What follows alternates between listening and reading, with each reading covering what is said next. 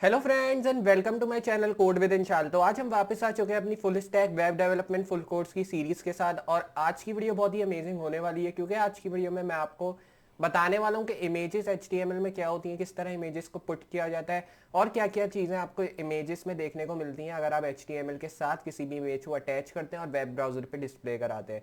तो बहुत ही amazing video होगी जिसमें मैं आपको हर चीज़ बताऊंगा इमेजेस के बारे में कि किस तरह इमेजेस को हम डिस्प्ले कराते हैं, कौन सा टैग यूज़ करते हैं, और अगर हम वो टैग यूज़ नहीं करते या लोकेशन इमेज की सही नहीं डालते तो क्या हो सकता है हमारी HTML ब्राउज़र के साथ, या क्या क्या डिफ़िकल्टीज़ हमें फेस हो सकती हैं अगर हम इस तरह का कुछ नहीं करते हैं जो कि हमें HTML में करना चाहिए इमेजेस को डिस्प्ले करने के लिए।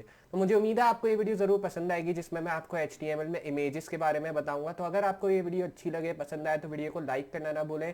चैनल पे नए तो चैनल को सब्सक्राइब कर दें और साथ ही साथ नोटिफिकेशन बेल भी ऑन कर दें ताकि इस तरह की कोई भी वीडियो मैं फ्यूचर में अपलोड करूं उसका नोटिफिकेशन पहले आपको मिले। तो वेट किस बात का, चलते कंप्यूटर स्क्रीन के ऊपर and let's get started.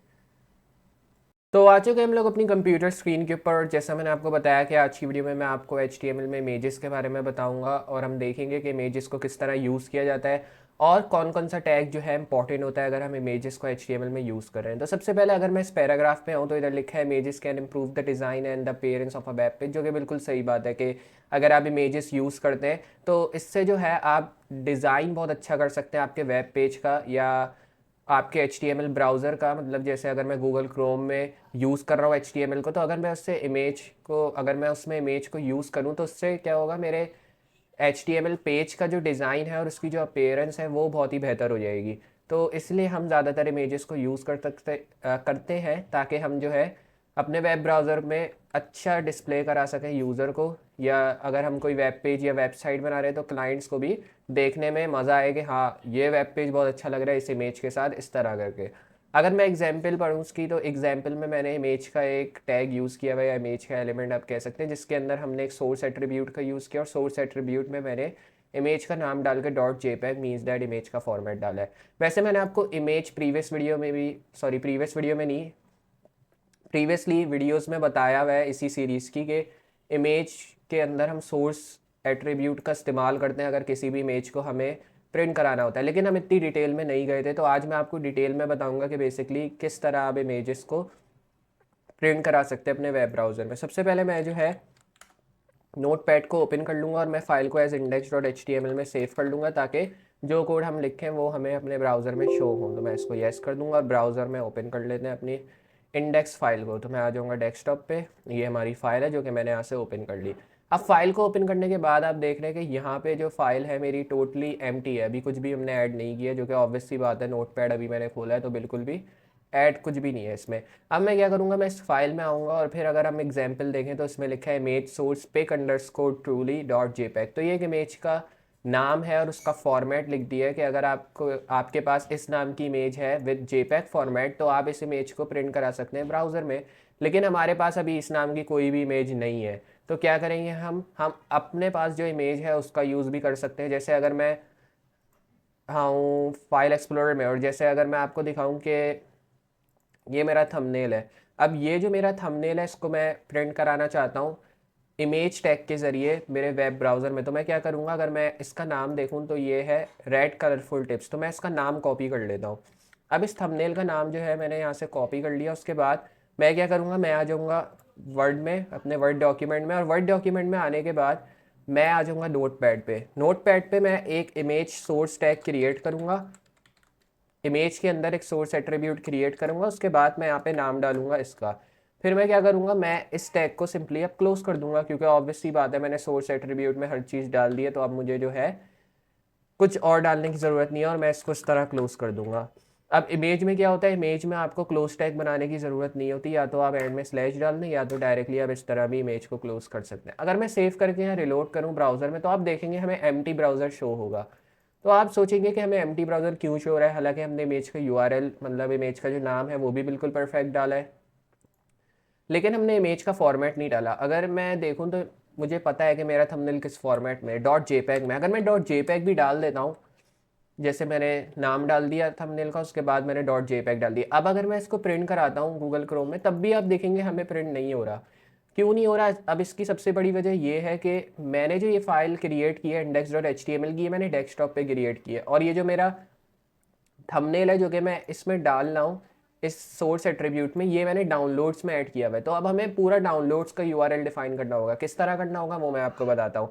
Simply आपको आ जाना है फाइल एक्सप्लोरर में। अगर आपको यूआरएल डिफाइन नहीं करना आता, मैं उनके लिए बता रहा हूँ। प्रॉपर्टीज़ में आना है आपको उस इमेज की जो कि आप डिफाइन कर रहे हैं। उसके बाद आप यहाँ से ये जो लोकेशन है इसको कॉपी कर ले। लोकेशन को कॉपी करने के बाद ओके करना है। उसके बाद आपको जो है आ जाना है अपने नोट पैड में वापस, वर्ड डॉक्यूमेंट भी साथ ओपन कर लेना है, और उसके बाद मैं यहाँ पे पेस्ट कर दूंगा लोकेशन जो कि मैंने कॉपी की थी।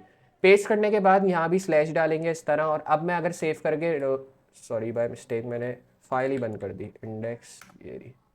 तो अगर मैं अब आपको दिखाऊं तो आप देख रहे हैं कि ये जो थंबनेल है यहाँ प्रिंट हो चुका है, क्योंकि अब मैंने इसको बिल्कुल परफेक्टली डिफाइन कर दिया। अब मैं इंडेक्स की फाइल को यहाँ से ओपन करता हूँ, ओपन फाइल लोकेशन, और इसको नोट पैड में ओपन कर लेते हैं। तो मैं करूँगा नोट पैड। तो आपने देखा कि अब मैंने जब इसकी लोकेशन डाली और फिर जब मैंने इस थंबनेल का नाम डाला .jpeg में, तो उससे क्या हुआ, मुझे मेरा जो थंबनेल है वो मेरे ब्राउज़र में शो हो गया। अब ये साइज़ आपको रैंडमली शो कर सकता है। ऐसा नहीं होगा कि अगर आप 100 पिक्सल में चाहते हैं तो साइज़ 100 पिक्सल में शो हो। ये रैंडमली साइज़ शो करेगा। ज़्यादातर ये बड़ा साइज़ ही शो करता है, जैसे अभी मुझे शो कर रहा है थंबनेल का नॉर्मल साइज़।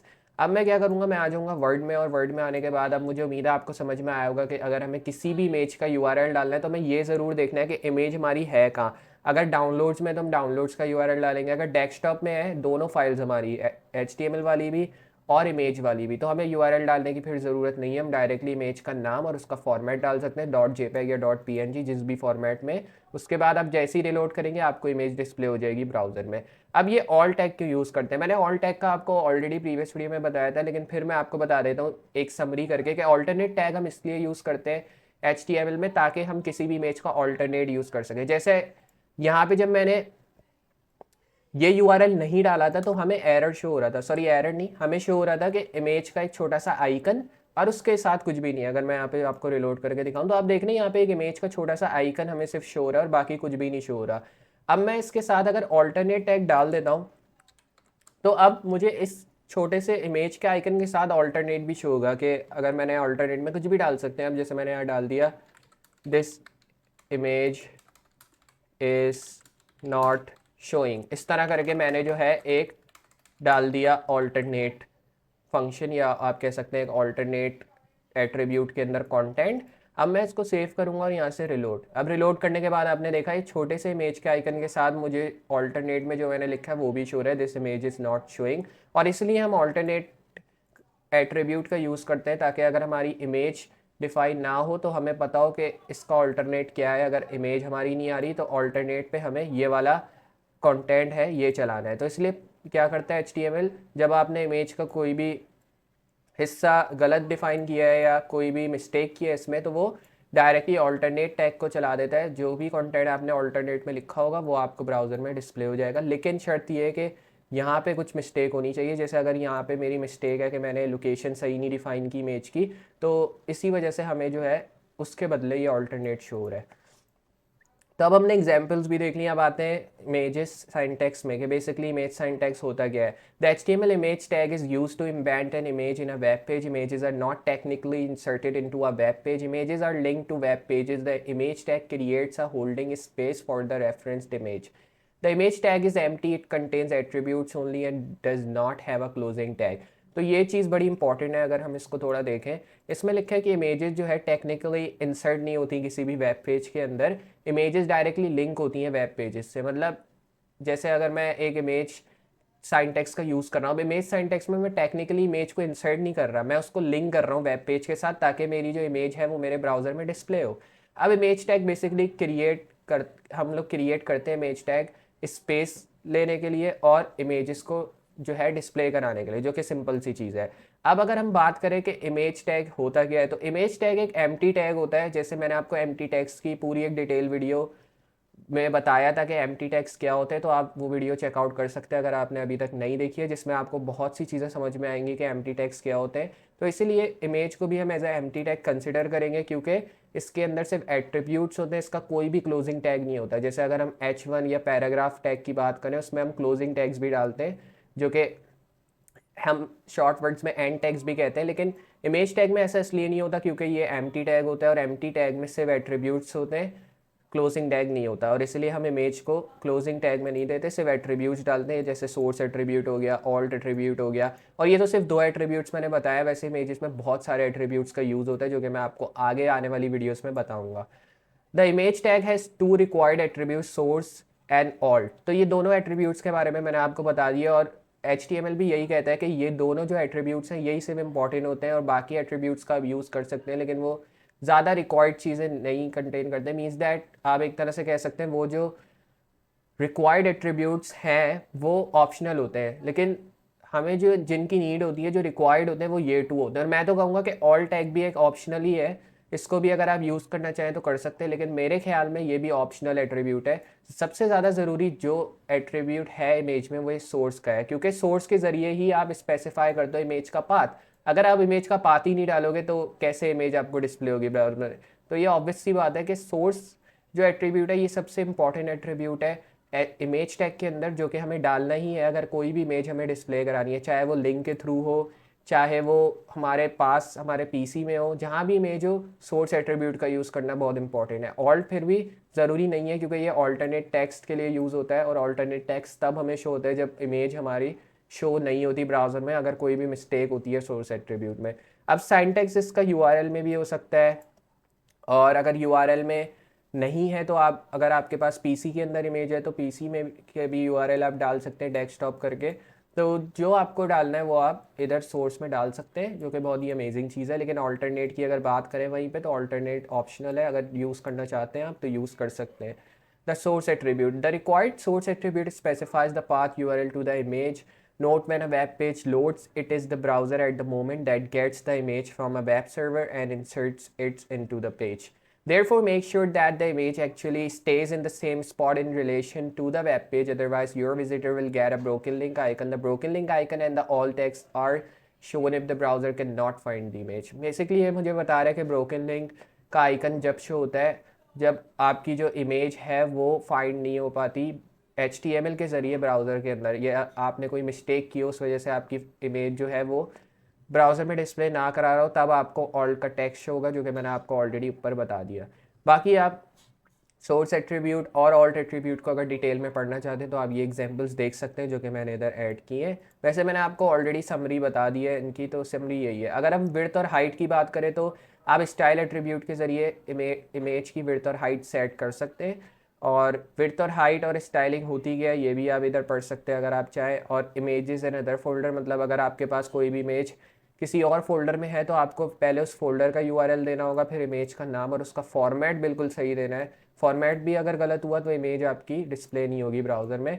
और साथ ही अगर आपको विड्थ और हाइट वगैरह सेट करनी है इमेज की देखने के लिए तो आप वो भी सेट कर सकते हैं, लेकिन वो स्टाइल एट्रीब्यूट में होगा, जो कि स्टाइलिंग के लिए बहुत ही मेन एट्रीब्यूट है। अगर आप चाहते हैं कि HTML के ज़रिए ही आपकी इमेज स्टाइल हो तो आप स्टाइल एट्रीब्यूट का यूज़ करके इमेज का बॉर्डर कलर, इमेज की विड्थ, हाइट, पोजीशन, अलाइनमेंट सब सेट कर सकते हैं, जो कि बहुत ही अमेजिंग चीज़ है। वहीं पे अगर इमेजेस की बात करें सर्वर और वेबसाइट में, तो आप यहाँ पे पढ़ सकते हैं, इसमें लिखा है some websites point to an image on an other server, मतलब आप इन इमेजेस को दूसरे सर्वर्स पे भी यूज़ कर सकते हैं, लेकिन आपको जस्ट ये करना है कि जो भी आप इमेज यूज़ कर रहे हैं दूसरे सर्वर से या दूसरी वेबसाइट से, उसका यूआरएल बिल्कुल सही देना है। जैसे अगर मैं एक वेबसाइट है यूट्यूब, उससे अगर मैं कोई भी इमेज ले रहा हूँ तो मुझे उस वेबसाइट का लिंक सही देना है, और मुझे ये भी बताना है कि वो इमेज है कहाँ जो कि मैं डाल रहा हूँ, फिर उसका फॉर्मेट सही देना है।